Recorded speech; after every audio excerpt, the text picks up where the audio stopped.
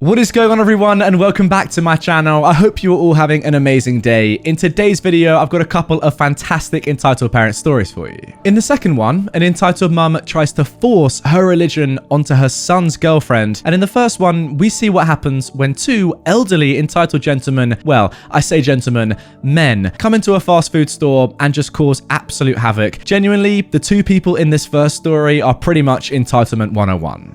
Be a jerk to fast food staff, not while I'm here. This story happened 2 days ago. I live in New York and the latest winter storm was just about to hit. I'm a 25-year-old female, wearing a big puffy red coat and a black hat with a giant puffball on top, leggings and boots. I'm 5 foot 2 inches, 150 pounds. I look like the cuddly teddy bear that I am. Every day I walk to work, as one, our car isn't in working condition, and two, it only takes a half hour to walk there. Plus, I had weight loss surgery a year and a half ago, so walking helps me get some exercise. I was on my way to work just as it started to snow, and I decided to stop by the Burger King that was on the way. I put my mask on and entered the building to get in line. When I walked in, an older woman was having her order taken, and an older man was standing near the line. We'll call this older man Chad. I asked Chad if he was in line, and he said yes. A few moments later, a man older than him came out of the bathroom and joined him. We're gonna call him Kevin. Kevin said to Chad, "Did you order yet?" "Not yet, still in line." "Seriously, can't these people go any faster? I just want my burger." I'm standing there, scrolling on my phone as I wait for the line to move, and I internally roll my eyes. The woman finishes having her order taken, and Chad and Kevin move up.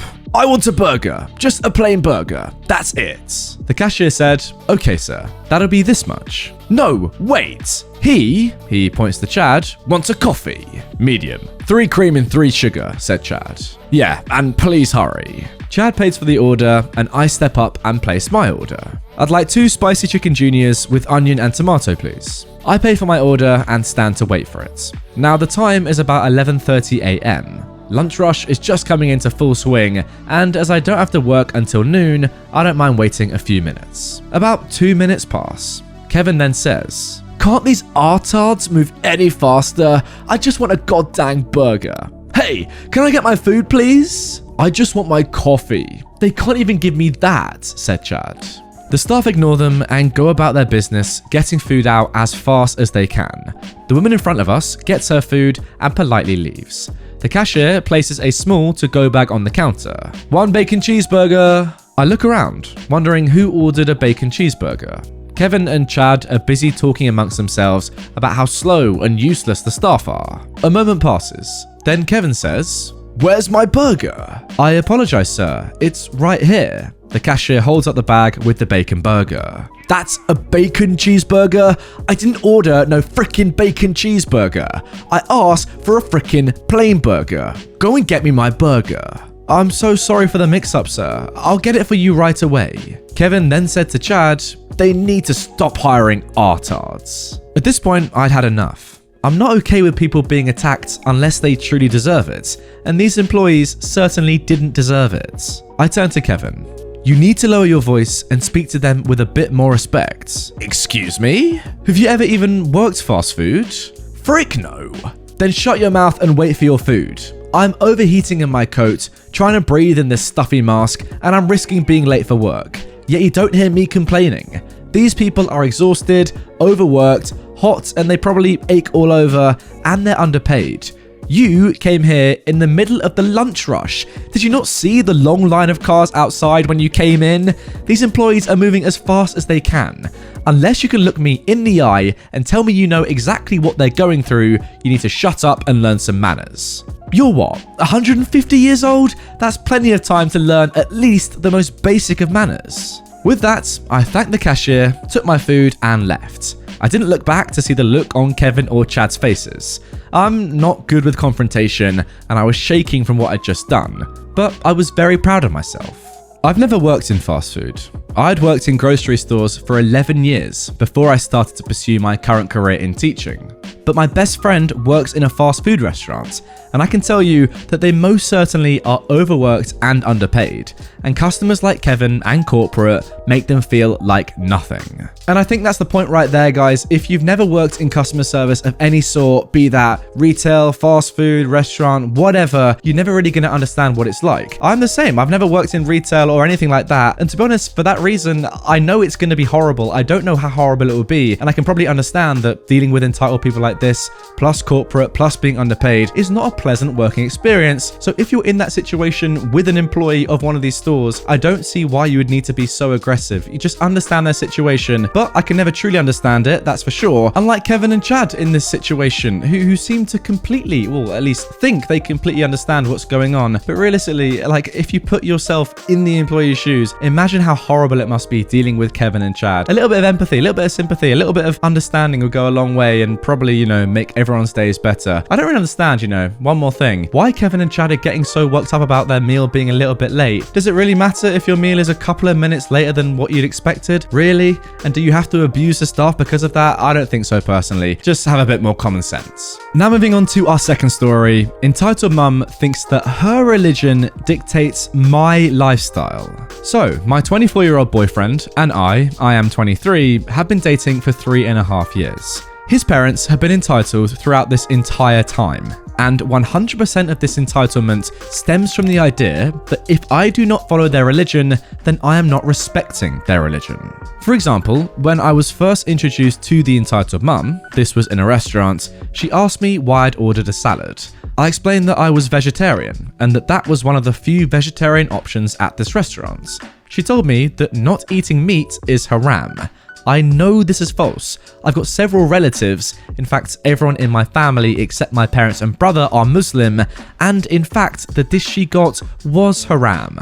Regular, not halal steak. I just changed the topic and hoped that would be it. Of course, it wasn't. Every time I visit their house, she goes out of her way to ensure all of her dishes contain meat, even the ones that don't traditionally contain meat.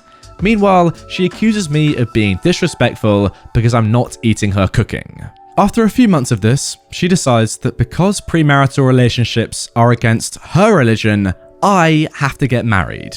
I completely fail to see how those two things are connected, but she started applying a lot of pressure on this. My mum, who's also not a Muslim but is an expert negotiator, suggests that we instead do a Quran reading ceremony with the extended family present. Apparently, this was acceptable to her. So we rounded up the extended family on both sides and watched my boyfriend's grandma, the oldest person in either family, read a verse of the Quran. I didn't consider this a marriage, but if it gets the entitled mum off my back, then great. My boyfriend's mum became tolerable for a while, and I learned to just bring my own food if I ever came over, which was quite rare. So things quiet down for a while, at least on my end.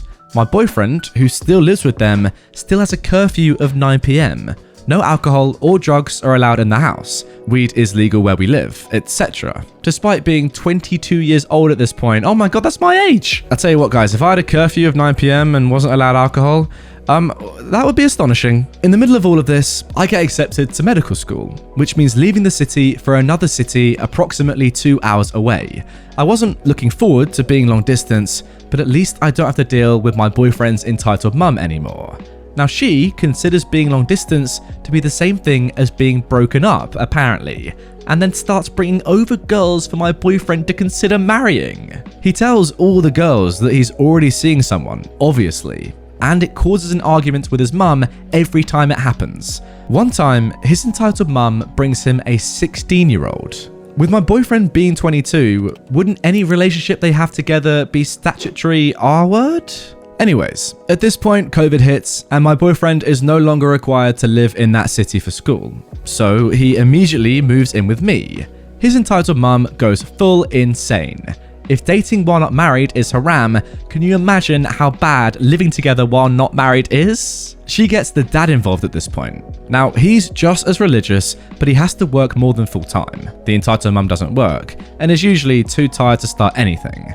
However, for this, he'll make an exception. They demand to meet with us in person, despite COVID and the whole region being in lockdown. In a moment of profound stupidity, we for some reason agree to this. Don't ask me what brought on this massive brain fart. Maybe I just used up all my brain cells on the most recent exam or something. So anyways, we meet with them in person, and the entitled dad goes on about how ashamed he is when he has to explain that his son is living with his girlfriend that he's not married to. The entitled mum starts crying and explaining that no amount of praying can save us from the depths of hell we've gotten ourselves into. She chooses this time to give a graphic description of exactly how painful hell will be for us, which she quite seems to enjoy. At the end of this, they ask when we'll be getting married. Whenever we want to, I say. The entitled mum goes on and on about how rude and disrespectful I'm being, and how I apparently managed to corrupt her previously devout son away from God, etc, etc. This was about a year ago. The entitled mum is trying to make everything about us getting married. Trying to be polite, we invite them over for lunch during a break in the lockdowns. They say not until we get married. I overhear during a phone call, this entitled mum has some questions about the COVID vaccine. And, being a medical student, I volunteer to help answer some questions she might have. Not until we get married. I invite my boyfriend's sisters, 20 and 23 years old, but they still live with their parents, to go on a camping trip. But the entitled mum says she won't let them go until, you guessed it, we get married. I should mention that prior to this, I'd never seen a Muslim abuse their religion this way. I get along with my extended family who are quite religious, mostly because they understand that their religion is something about them, not something about me. Oh, that is absolutely crazy. I mean, look, I'm not religious myself personally, I'm an atheist, but I'm all for religion. If you're religious watching this video, good on you. I imagine the majority of people watching are. The only problem that I do have with religion, other than it causing wars and stuff, which isn't ideal, is when people like this entitled mum and even this entitled dad start to force their religion onto other people who don't really care and don't really want to be religious in the same way that you are. I just think it's so strange. Like, if you're religious, absolutely fine. If I was to, see a religious person in the street, I wouldn't go, oh my God, you're religious? I'm not going to talk to you. That would be incredibly, well, whatever, insert any word there. However, if they come up to me and start trying to force their religion onto me and say stuff like this entitled mum was saying, like, you're going to go to hell unless you do what I say and join my religion, etc, etc, then yeah, that's when I think it's a little bit too far. Everyone should be free to choose what they want to do in life in general, and that of course includes religion. I'm an atheist, other people are religious, the majority of people. I'm not going to try and force my atheism onto you in the same way that I'd hope a religious person wouldn't try and force their religion onto me, which is different, it's calm. Anyway guys, that is going to do it for this one. Hope you have enjoyed it. If you have and you want more about entitled parents, check out the screen right there, a couple of fantastic videos that you need to watch, and also if you haven't watched them, genuinely you have to click on them. If you don't click on them, you'll be banished to hell. All right, bye.